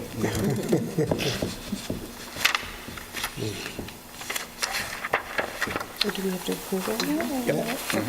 I'll make that motion. Second? Second? All in favor? Aye. Good stuff. And the last one is from the Southampton Village PBA. The members of the Southampton Village PBA are requesting use of the Agawam Park on March 30th, 2018 for our annual Easter egg hunt. We will need the use of the park from approximately 9 a.m. to 12 p.m. There you go. with the snow. Chief Cummings is going to dress up as a bunny. No? Is that Friday? I think it's somebody, Right. it's Yes. Friday. Friday. It's, yep, And the schools are closed on Friday? yes, Good Friday. Yeah, it's Good Friday. Okay, just checking. To make a motion and The usual. keep rolling here. You're on a roll. Yep. Yep. right? I'll make a motion to accept the Southampton Village PBA Easter egg hunt. Second? All in favor? Aye. Okay, resolutions. Item 1, resolve that the reading of the minutes for the public session of March 8, 2018 be dispensed with, and that those minutes be accepted as filed by the village administrator. The actions taken at that meeting be and hereby are ratified and approved. Have a motion? Make that motion? Second? Second. All in favor? Aye. I have to abstain because I was not here. I have to abstain too. You abstain, I'm yeah. sorry. Can you tell it's 3 o'clock my time now? Be ethical, abstain. Item 2, resolve that the claims for the warrants dated March 20th, 2018 totaling $479,392.47. Warrant 16 General Fund, $3,294 Warrant 10 Capital Fund, $1,000 Warrant 18 Trust Fund, and $3,143.33 Warrant 10 Expense Trust Fund. And the village payroll for the period ending March 15, 2018 be ordered and approved. Have a motion? Moved. Second? Second. Discussion.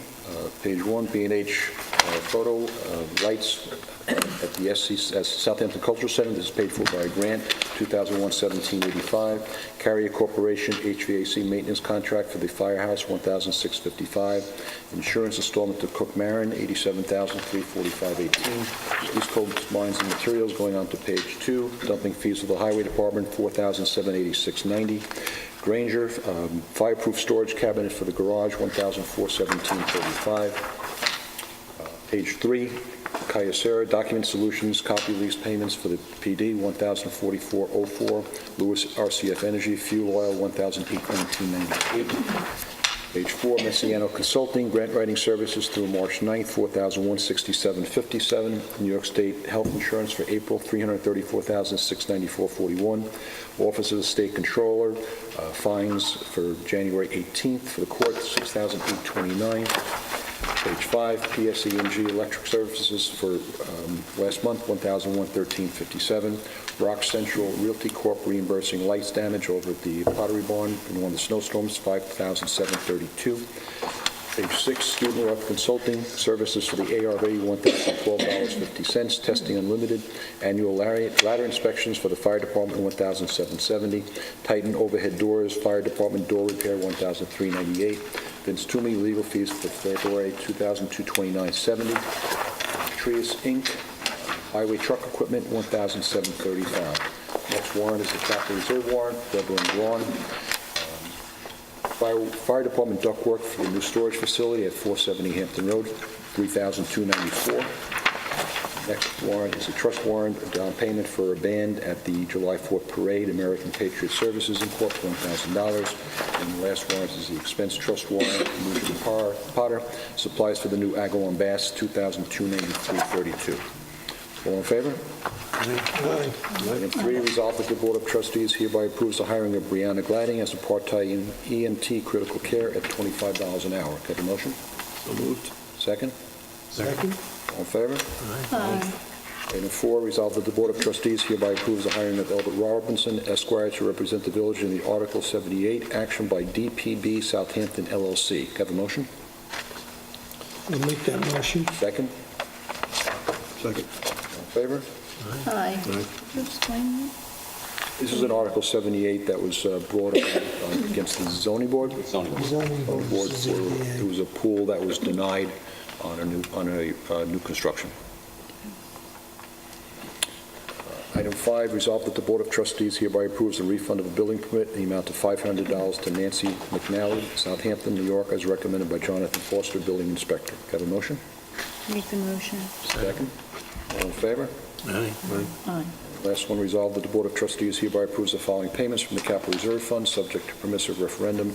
Reverend Braun, $3,294 from the Fire Facilities Reserve. Have a motion? So moved. Second? Second? All in favor? Aye. No discussion items tonight. And with that, we got comments from the board. Trustee Yastrzemski. Well, aside of store number 4 comments, everybody get ready for that. I would thank in advance for all the departments and such, first responders and police, that will no doubt be busy again. Actually, I wanted to follow up on something that actually, we had some people addressing us a few meetings ago, and I think Bill over there asked about, as far as the helicopters, and I think Bill asked, where do we go for answers and what can we do and what can't do?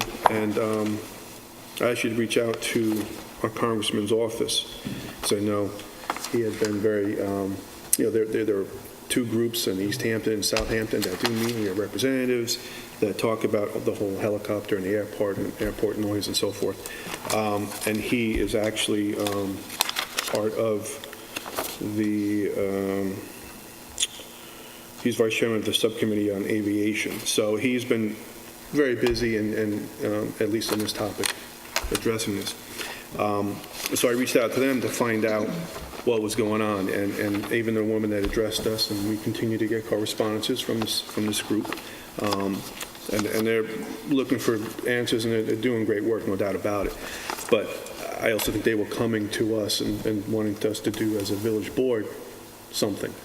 And I think Bill was wondering, well, what can we do? And what I found out is where jurisdiction, as we know, FAA is what's really controlling these flight paths. But what I found out is in the town of Southold actually put a petition in to try to change the flight path through the FAA. And in what actually happened last year, June 17th June 1st of 2017, the FAA dismissed the petition by the town of Southold, and regarding the decision to extend, it's called the North Shore route, and they wanted it to be a South Shore route. That's where the issue lies, is that the FAA denied the petition, extended 4 years to 2020. So in answer is what the village has been doing is we do exactly what we can. We do our flight path. They come from the Atlantic South and go up. They don't hover over land. They go through the canal and come, or the inlet, and hover over the bay. The woman that was here speaking as a representative of this group from the North Fork, was asking, basically wanted us to stop people coming over the North Fork to come to our airports. And I think Bill was asking, what can we do? The answer to this is we can't. FAA is basically extended that path until 2020. I know this group is trying to have the FAA revisit that, but they pretty much dismissed it. They have the authority over it. So when somebody comes to us and asks if we can tell these pilots not to fly over the North Fork, we don't have that authority to tell them not to. I think what the woman is asking us to do is stand together with every other elected office on the forks and stand by, again, whether we want to or not. This is something for us to discuss. But, to answer your question is, we've done a lot of restrictions and working around our particular helipad and how it's structured and how they hover and enter around it. And we monitor it, and we have the cameras, and we have a department, and that takes pictures. So we've done exactly everything we can. And I know you addressed that at the meeting, Mayor, but Bill, asked what further and who we would go to. Well, that's who it is, and that's really what the problem was, that FAA dismissed the petition from Southold Town. And that's really what they're bothered about, because they said they're not going to change the flight path. So I just wanted to touch base on that. Because I had a couple other people, because we keep getting the emails. It will be an issue that will rear its head again as we get into the warmer months. Well, we also have a number of events that are taking place out here, and we're going to get a lot of helicopters, I'm sure. Yes. Starting the week of June 15th, yes, and before there'll be quite some. But our monitoring system there is pretty good, and they do. Yeah, but just to add to what Rich is saying, I've been on the Southampton Town Airport Advisory Committee since it was formed about 8 years ago. So these conversations have always come up. The problem with the North Shore route, if they're asking helicopters to leave the upper New York Harbor heliport.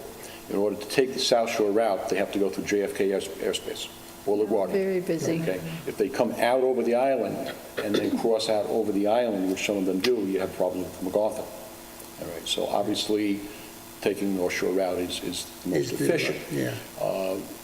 For years, we tried to extend that to go out over Plum Island and circle back in that way. But it's extra fuel, it's extra time. They're not going to do it. Right. So there's a lot of mitigating factors. I get the calls from, I know I was thrown under the bus at that meeting, I wasn't here, but, I get the calls from Southold, I get the calls from all of North Fork. I got my buddy in Hampton Bays that has invited me for breakfast because they come in over the inlet, they hover over Shinnecock Bay and come in the north route. That took us 4 years to put that plan together because they were coming in over the beach, which is obviously disturbing to the people on the beach, and it's a hazard in case, God forbid, there's a crash. So I worked with Jim Smith from the FAA, and we worked out that path coming through over the inlet, circling Shinnecock Bay, and coming from the north. But now I get calls from Hampton Bays. It has to be, you're not going to cut out the flights, and everybody's got to share in some, I hate to sound cruel, but share in some sort of the pain. I do get calls from Southampton Village because they left our airport, 87N, and they're going to East Hampton to drop somebody else off. They go right over the village. I get those calls too. It's a fact of life. I get it in East Clark. They come right over my house. When I live in Hampton Bays, they're right over my house. It's a part of what we live with out here. Yeah. Unfortunate to say. Yeah, it is unfortunate.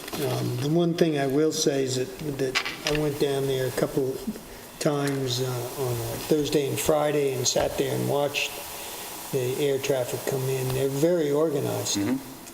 I mean, they do hover over Shinnecock, and it's just one after another. They don't really shut down. They keep the waves going, and they're off again, and the next one comes in. But it took years to put that. Yeah, I remember when it was none of You can't that. hover. You got to drop and go. And then one Friday I was there was one of the charter lines. Blade?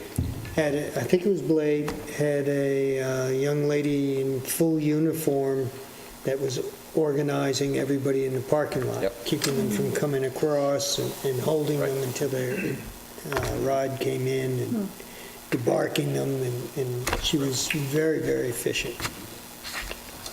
So, yeah, it's a tough thing. Yeah, and that's right, he wasn't I here also at that think meeting. that woman was concerned about helicopter crashes because there's been so many of them. Yeah, she's... Every time there's one, she notifies us that, this is what's going to happen. It's frightening, but it could, and I hope that, to God, that it never does, but, that's what she keeps bringing up, because it is a safety issue. I mean, there's no question. I think she just sent us an email asking if we could write a letter to our federal government. I asked her who exactly, because she said certain helicopters aren't equipped with fire anti-fire retardant. Tanks, yeah. Yeah. And then her son, like mine, is in the military, and both of them are all over the place in helicopters. So but I said we're very sensitive to it, but to Rich's research, apparently we can't do anything about the flight path, but I'm happy to write the letter about the fire retardant capability. So. No, we can stand in unison, no doubt about it. But the answer to what Bill was asking, there are definite limitations to how our reach can go. Can't do it. Much to our chagrin, and theirs, of course, too. But it's FAA's control here. So. Anyways, that's all I just want to touch up on, and everybody get their snow blowers ready. Thank you. Yes. Trustee Allen. Well, I'm just back from vacation. I missed the nor'easter, but I heard it all in the news. We got one coming. We got another one coming.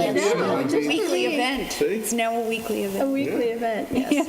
But I did have the pleasant experience of being on a family vacation overseas, and when we were there, someone asked, where am I from? And I said Southampton, and all they could talk about was Herrick's and Hildreth's. Oh, that was nice. Oh, the best stores. We like them very much. I'm not so good at the accent, but they loved it. So we have a great reputation, Main Street stores, so there you have it. Cool. That's great. Trustee McGann. Well, I just came back from a vacation. Do you think the board is doing nothing here? I was not in cold, I was in warm, and it was lovely. I was out on the West Coast, and I was down in Mexico, and then I was on the West Coast. So it was a family vacation. It was lovely, and I'm happy to be back and rolling up my sleeves again. So, anyway. We're happy to have you back. Trustee Hattrick.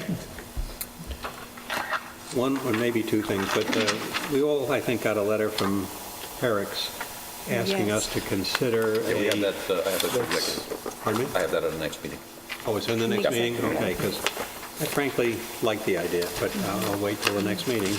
And then if anybody, with these snowstorms that we've had this year, I was wishing we could come up with a name to make our highway and maybe even our Parks Department, if they get involved too, a name for them. And I was thinking, there used to be a Panzer Division, but I think an awful lot of our citizens died fighting them, so we better not come up with that name. That's very sensitive of you, Bill. Maybe the 82nd Airborne or something like that, but that doesn't sound like they're plowing snow. But if anybody's got a bright idea, I'd love to hear it. And I was sad to hear, somebody said, and maybe it's not true, that the group that had moved into the old Parish Art Museum is moving out. Is that so? I didn't hear that, I didn't know. Somebody told me that was so, and I heard that too, they sold it again or a something. restaurant or two are in trouble, but That's what I we'll heard, see. yeah. Yeah, the old Rogers. And that's all that's fit to print. Thank you, Mayor Bill. And Rich, you're right, the Highway Department did a magnificent job in the last couple of snowstorms, and they had piled up the big piles in the last one right down Main Street, and I looked at them, and they were, since it was so wet, they started to freeze. They just looked like big icebergs, and I go, oh, how are you going to get those things out of here? But they were gone in the morning. I thought, something, some years ago, and I don't know how many years ago, we had a heck of a snowstorm, and they took it all and dumped it down at Flying Point Park. And I came up with the idea to name this massive pile of snow Mount Epley. But I think we ought to get a little sign, Mount Irving, and whenever they pile it there in front of on far end of Main Street, we could have put the flag at the top. Mount Irving sign. It only lasts for a day. So they've really been remarkable at, how the hell they can pile it that high. I don't know. It's Beats really me, and then high. how they can unpile it as So well as they quickly. do. Yeah. But I'd like you to have a little notoriety, that they're, Now they unless somebody blames you for the damn pile of snow. or the snow. By tomorrow, they might. But tomorrow, yeah. Tomorrow they will. But I think one of the keys to success that I've noticed among them is that the different departments have been working together. Right. That's great. Oh, that's such a pleasure to see. Parks kicks in and helps the highway kicks in, and building runs out and gives them a hand, and that's how you get it done, and they've really done a good job. And also, too, I might say, as a budgetary concern, the departments have been able to work with bringing less outside help in. Because Yes. we've had some, in the past, in some big storms, we relied a lot more sometimes on some outside contractors. That's why some decisions have been made to leave a pile somewhere in a particular, for maybe an extra, so to, again, minimize the overtime cost. So I think, as you point out what they've done a lot of it more on their own, too, which I think, again, is an important thing, knowing But I that think we budget's were also coming. lucky as to when the storms fell, because they fell in the middle of the week. Of course, So yes. they have a normal workday, and did they put in overtime? They may have. Yeah. And also, I think some of those storms in the past, when we had to call in extra help, we're talking 30 inches of snow. I mean, big stuff. you really have to get somebody to help you with that. Yeah. To move. So, We I usually mean- bring the big stuff in to move the piles. On this last one, I could hear the plows going down my street at early. Yeah. No, Like 3 and 4 in the morning, I could hear them going back and forth. So they were out earlier. And they stayed really Yeah, late. They did. they don't realize it, but I'm close enough, I can hear their conversations when they're... Maybe they want you to. I'm sure they realize that. And you're right, maybe, depends what you're hearing. They might want you to hear, so So the last one, may be fairly intentional on something. 3 in the morning, I heard an awful lot of conversations going back and forth before the equipment started. But I knew they were there, so it was great. As usual in this great village of ours, we got a bunch of upcoming events. And this weekend is Thorfest. It's a collaboration of 19 nonprofit organizations throughout the South Fork, including the Southampton Arts Center, Southampton Cultural Center, and the Southampton Historical Museum in the village. And I think they're going to have a opening cocktail party, correct, on Saturday? Friday. Great thing to go to, great thing to support. And the event includes films at SAC with a special evening of improv on Saturday night featuring the Upright Citizens Brigade. Hot stuff. And the Southampton Cultural Center, which I understand that they've been sold out a couple of times, has its final performance of Beauty and the Beast with limited seats. So you should get your tickets right away. I will tell you, they do such a great job down there, that their plays are really, I'm not a real big play person, but I've gone and watched a couple of them and just go, they do such a great job. They really do.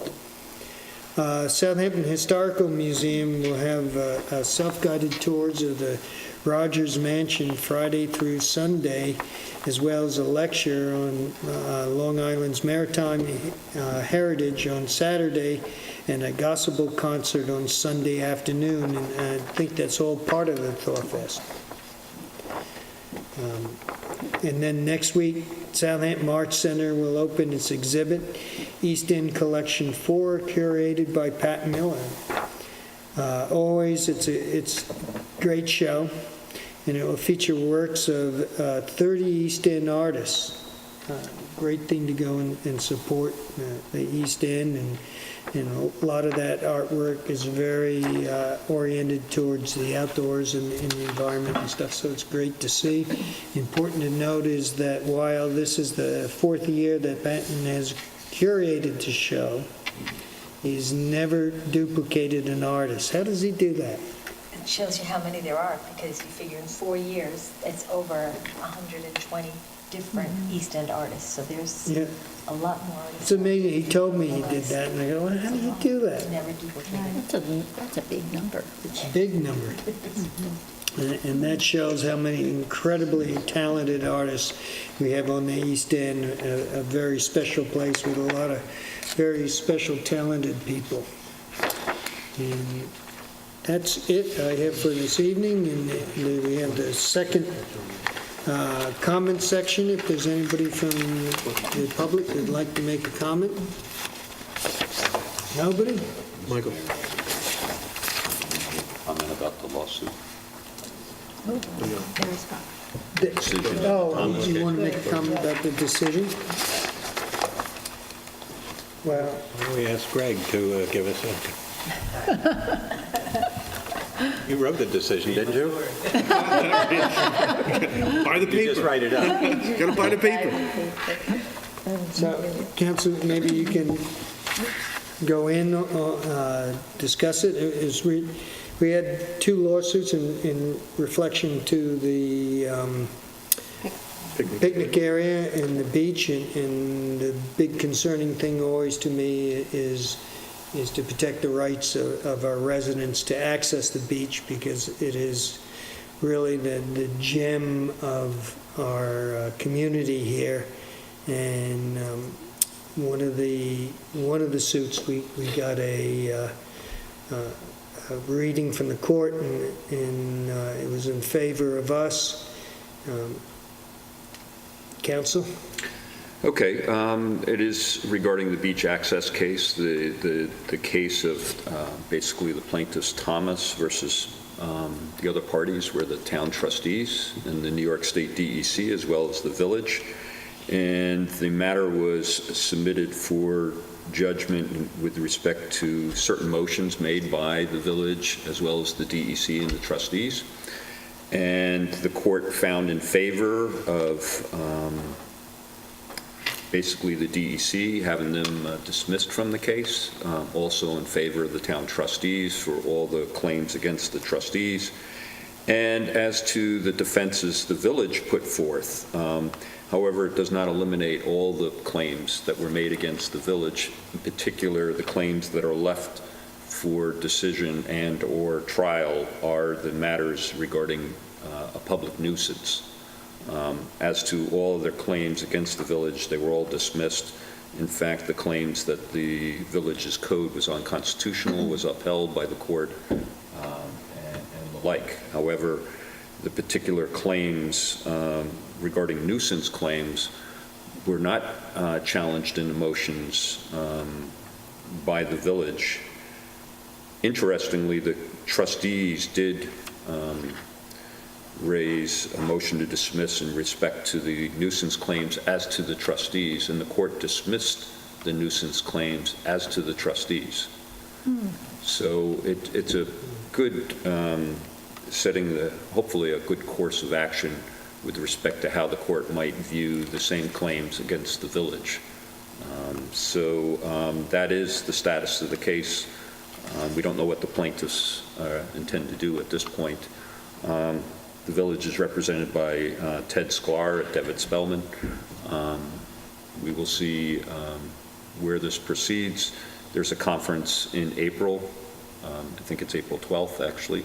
Next court conference with respect to the status and the next steps with respect to those nuisance claims. But it is a very positive step for the village at this point.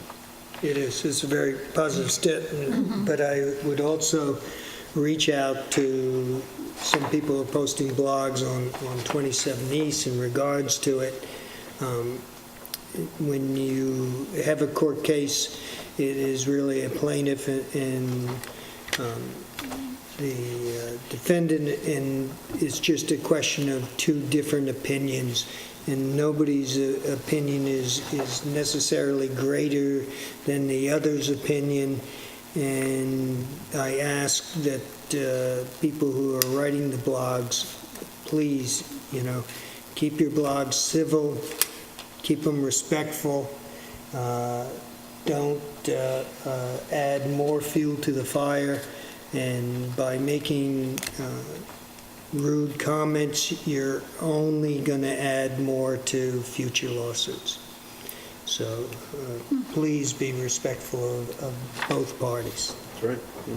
Good point. Well said. We made a great accomplishment. Let's not blow it now. Right. How old is the Dongan patent? The Dongan patent is the part of the authority for the trustees getting their easement rights. But it's 320. 1,600 something. I mean, it's 40 or something. It's a colonial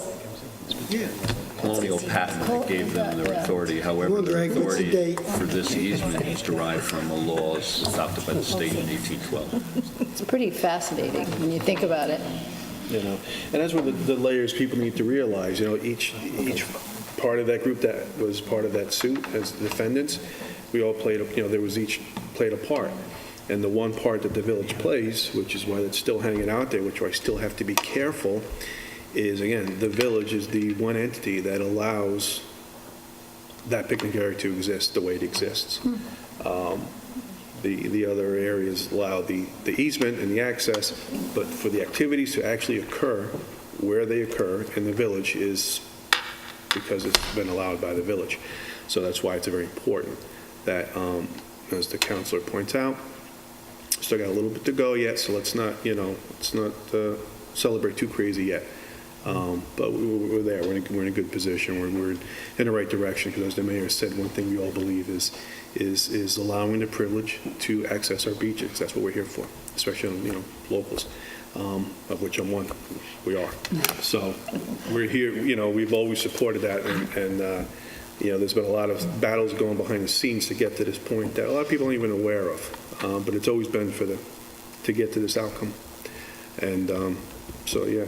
A lot of time spent. A lot of time. I mean, it's been a topic since I've been around, and even since Nancy's been around. Hell, even probably when Bill was back originally. So it's When the dinosaurs roamed. Just kidding, Bill. So he's like, what'd she say? What'd she say? I'm teasing. But I don't go that Bill, low. you know we love you. But no, it's a great accomplishment. But as the mayor said, let's not get too crazy yet. We still got one more step to go. But well said. Any further comments? With no further comments, I make a motion to adjourn to executive session for the purpose of discussing personnel matters and legal matters. Second? Second. All in favor? Aye.